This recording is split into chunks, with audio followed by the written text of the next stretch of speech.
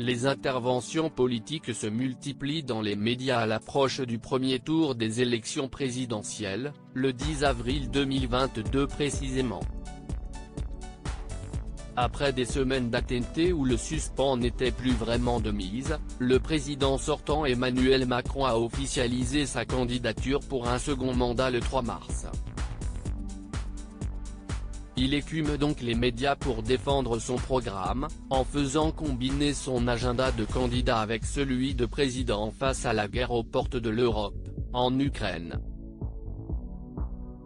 Ce 23 mars, il était devant les caméras de M6 pour le 19:45 présenté par Xavier Demoulin. Ce dernier a dû recadrer l'homme politique en lice pour les présidentielles.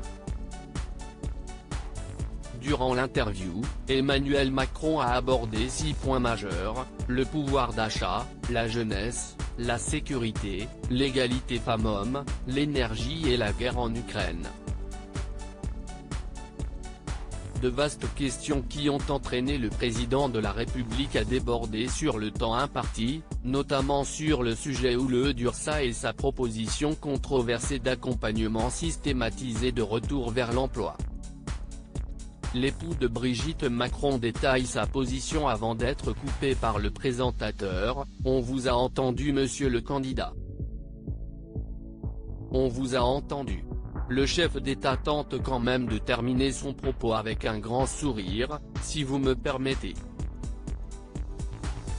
Mais le journaliste clôt le débat. « Monsieur le candidat, si est-moi le maître des horloges ici, ce n'est pas vous. On va parler maintenant de la jeunesse. » Confiant, Emmanuel Macron doit rester prudent.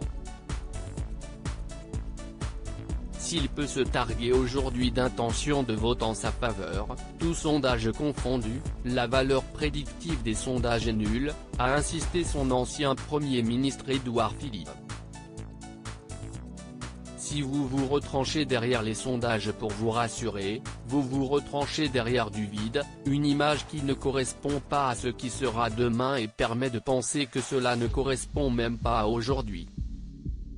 Si est ceux qui votent qui décident, et pas ceux qui font, comment tout commande les sondages, a-t-il plaidé lors d'une réunion publique au Palais Nicaïa le 23 mars 2022. Emmanuel Macron n'a pas assisté physiquement à ce meeting mais il est intervenu en visioconférence.